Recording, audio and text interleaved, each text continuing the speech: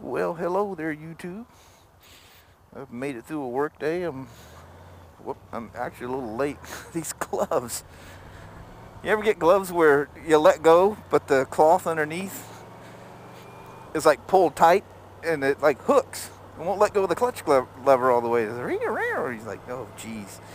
Rookie. Joey slip clutching this thing like I did the R1. Anyway, we got most of the Indian showroom done. Actually, the Indian part, I think, is considered done. There's a rider's lounge and used bike area that,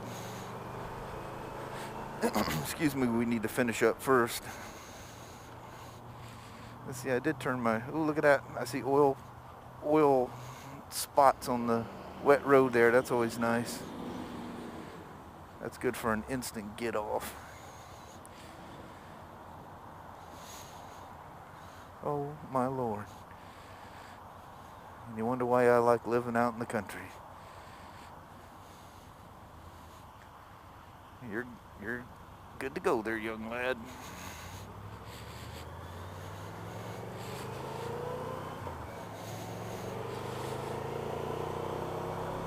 So I was looking at my clutch fluid.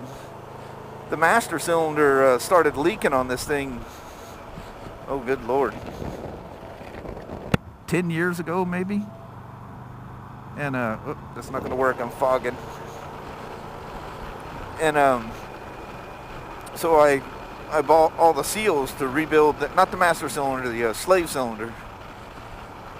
It would leak down and hit the headers down there, the one on the far left, and you'd be sitting at a stoplight and all of a sudden a little puff of smoke would come up and you smell, it smelled like burnt oil but had a strange smell to it, and I'm going, man, that smells like burning brake fluid, you know. Well, I pulled some covers off to gain access to the master cylinder, or slave cylinder, and yep, the slave cylinder had gutted herself out. So I take it apart to put the new seals and stuff in it. And, you know, these things are all aluminum, so, you know, there's only so much you can hone that cylinder, you know. In fact, I didn't use a hone on it at all because it's really shallow. It's just pushing a puck, basically. And,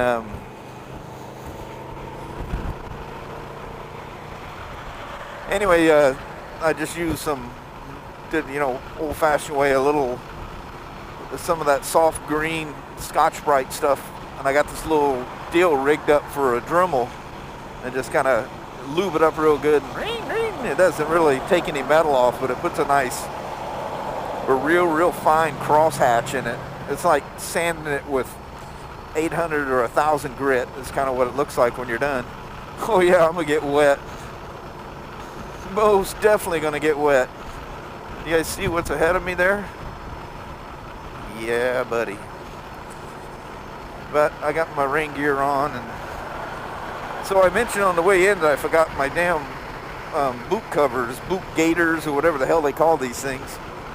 Forgot the son of a guns. They're sitting right there next to the Spider. So I had to buy another set because it's been pouring down rain here in Vancouver all day.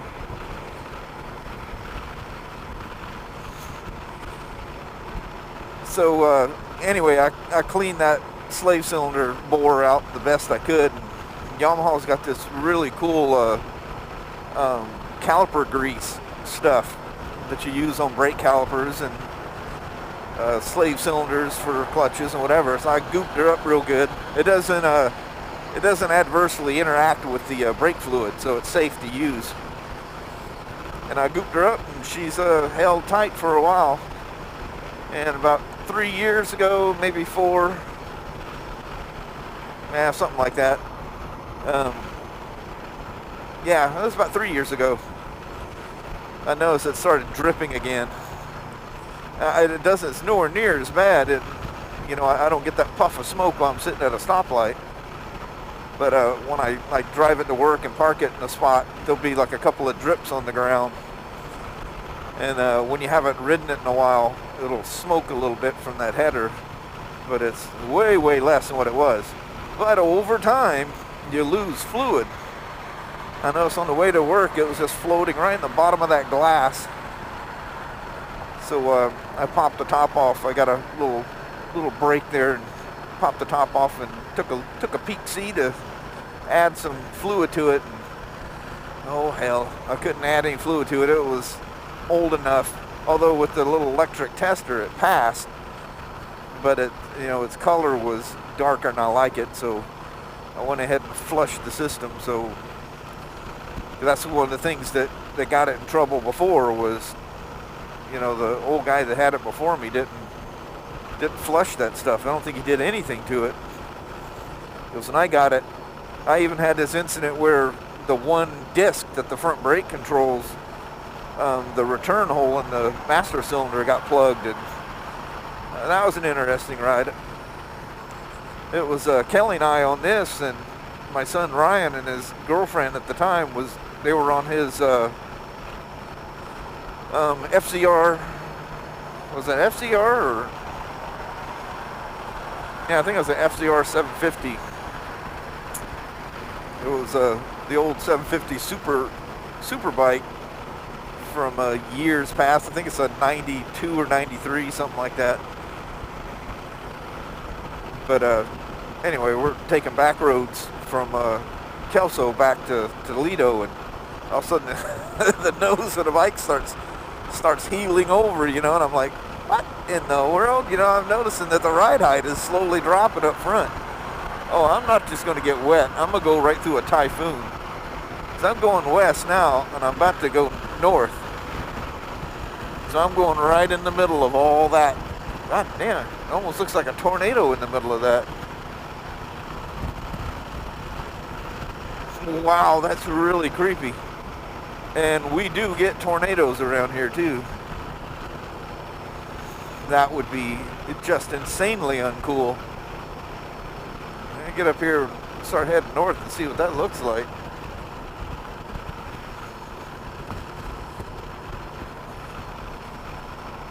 Yeah, that's not looking very happy up there at all, is it? I'm gonna get wet beyond belief wet, but I'll stay dry. Gotta make sure all my vents are closed though. Doesn't do you any good with your vents open, does it? Yeah, that should be closed up. And I've got my camera bag. It's a low pro, so it's got the flip out. It's just a weird shape in the clouds. Holy moly. Look at this up on I-5 ahead of me. It is a wall of water. This is really going to be uncool. I guess I'll find out how watertight this Sena waterproof case is. Yeah, I'll hang on to you guys here a little bit. You're gonna enjoy this. Look at that I-5 literally disappearing up there. Come on, Del Sol, if you're gonna do it, do it. Oh yeah. And she's starting now. And it's this section through here, just past the Clark County Fair, between the Clark County Fair and Woodland, that you can, the other day I was driving to Cage, and 3 different times the freeway got down to 40 miles an hour. Welcome to my world. That's crazy. You don't see any of the mountains, you just see kind of a white wall up ahead of me. This ain't gonna be real pretty at all, I'm telling you. I got relatively fresh tires on this old goat. What is with this Honda Del Sol? Are you gonna turn up here or what? Oh yeah.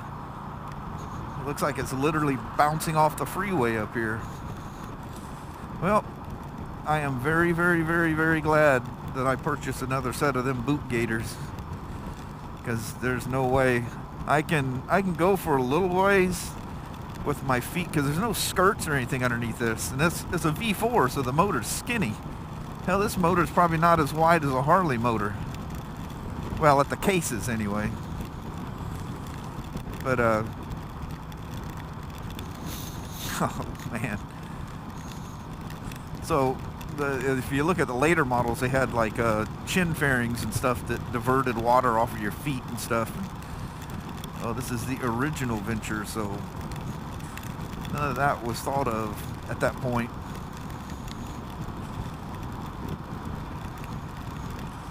The real danger here is, you know, hitting a pocket somewhere and getting a good old hydroplane going. You want to kind of, if you stay in the beaten path of other cars, you can, if there's a water hole, you can see it. But this is only going to get a whole lot worse. Yeah, I should probably kick her back a notch here anyway.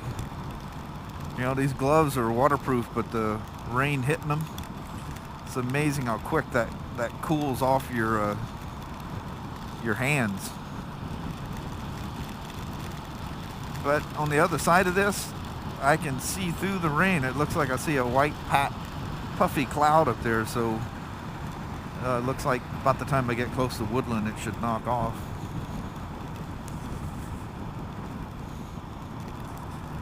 So like I said, I did some walk-arounds in the, or I didn't say that. I told you that the Indian thing's mostly done, or actually the Indian part I think may be done. They were moving accessories and stuff in. I didn't have a chance to go back up there to see, you know, what all they got out and whatever. They're still putting it out last time I was up there, and I was just filming, walking around up there. But man, how cool is that? One of the techs was up there and walked by and looked on the Indian side, and he said there's just people sitting around all over the place like it's a hangout area. And that's kind of the feeling you get like in a Harley shop type of a deal, you know. It's like you're going into, you know, some posh department store. You know, it's inviting to kind of hang around it, and then bikes and stuff are just such eye candy. So this is going to do good. The Indians, we've just been kind of mixing them in with the Spiders, and they've really had no home. And we're selling the heck out of them anyway. It doesn't slow a thing down. So them sitting in that beautiful light up there, you know, people are just going to come in and drool over those things and just have to have it, you know. Yeah, see the blue skies about to pop out here? I have no idea what my lens looks like. I'm not going to be johnsying around trying to look in mirrors. I got to watch for water spots. I see a water hole. Hydroplaning on a motorcycle is never a cool thing. And I don't have fancy rain tires on there. In fact, one of the techs was going, holy moly, they still make those Dunlops? And said, those tires were put on there about 8 years or so ago. It was about the time I quit riding it all the time I got the tires on it, so they're still fresh. They're just old, and technology of tires has changed a whole bunch. But anyway, kind of rattling on here forever about nothing. I thought you guys would get a kick out of going through the rain cloud there. Look at that thing. That's a nasty old squall right there. Well, I hope what's ahead of me will be the rest of my trip home. I don't know if you guys can make that out. There's a rainbow right there. Oh no, you know what I just thought of? I'm wearing a sweatshirt and the hoodie's on the outside of my coat. I'll probably weigh about 3 or 4 pounds more when I get home than when I started. Soak my old coat. Oh man, look at the mirrors behind me. That's just black back there. That's good old southern style rain there, although it didn't rain nowhere near as hard as I thought it was going to. It wasn't that bad at all, actually.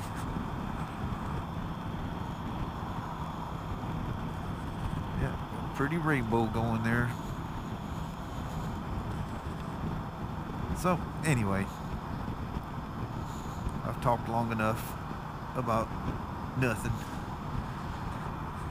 I'll take you over the Lewis River here first. I almost called it Willamette. The Willamette's up in Portland. That's on the Obregon side. See how things are starting to turn nice and green, though. They're getting there. It'll be all nice and lush and green here real quick. So I'm out. We'll see ya. Bye-bye now. Well, hello there, YouTube. I have made it to my neck of the woods here. I did catch another rain spell, actually, before I came across this. I forget what the name of that mountain is. It's a mountain range that kind of comes across the freeway. Coming up that, I got soaked pretty good, and as you can see out here, whatever that cloud was, it passed through here as well.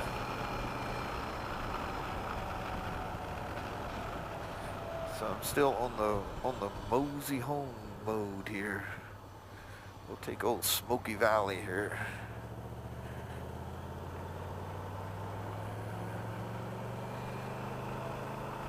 Never taking you guys through here in the wet. Actually, that rain has a very nice clearing effect. That clears the skies, you know. Makes everything all nice and sharp. Stretch my weary old legs here a little bit.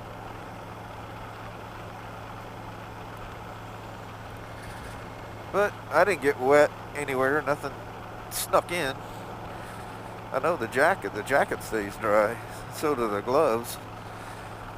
But my rain pants have a couple little small holes on the inside of the left leg from that damn 72. Those wrapped exhausts ran hotter than any exhaust I've ever come across in my entire life. It's amazing how hot those heat wrapped exhausts get.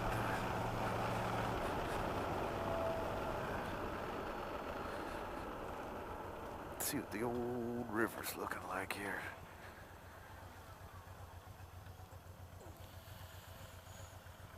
She's a little up there. All this crazy rain we've been getting here lately. So I can lean over without banging a fairing off or something. Yeah, it's nice out there. What is it? Why is just, you know, trickling water? Why is that always just so pleasing?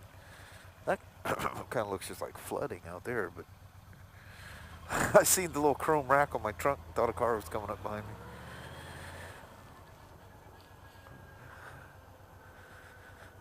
That little creek is flowing quite nicely, looking all wildernessy looking.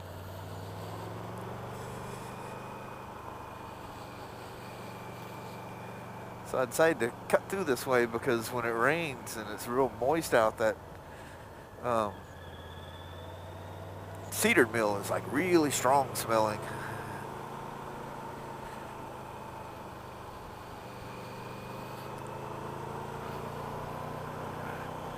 So that should be quite nice.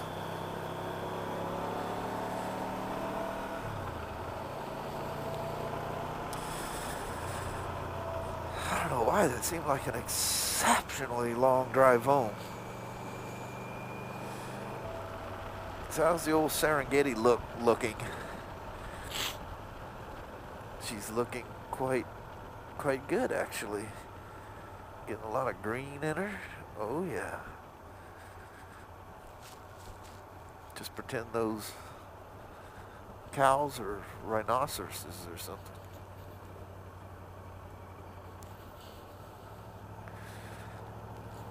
I'm telling you, that wood pile just keeps getting bigger out here. Oh yeah, she's getting nice and big now. They're stacking them up quite nicely. So I guess we can come out here and you give them a little money and you can grab a whole bunch of scraps. So I want to do that. Oh, my nose is all plugged up. I can't smell it. Oh no, I can't smell it at all. My nose is like completely plugged up. Oh, that was kind of a clunky shift there, wasn't it? But anyway, I just want to grab just some scraps, and any of you guys that are interested, mail off some pieces. That's not my little wifey there, is it? Nope, that's a red one.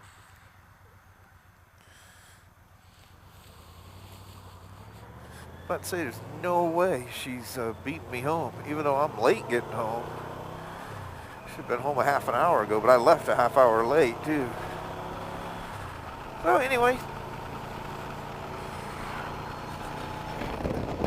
as I do so many times, up this lonely little stretch of road, I'm gonna say my goodbyes.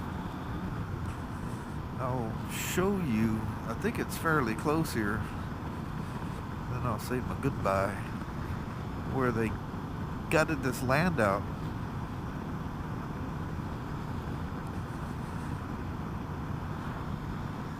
There's nice forest going through there. There's, from the road way back there, you don't see any of them houses, that little back road that weaves through there.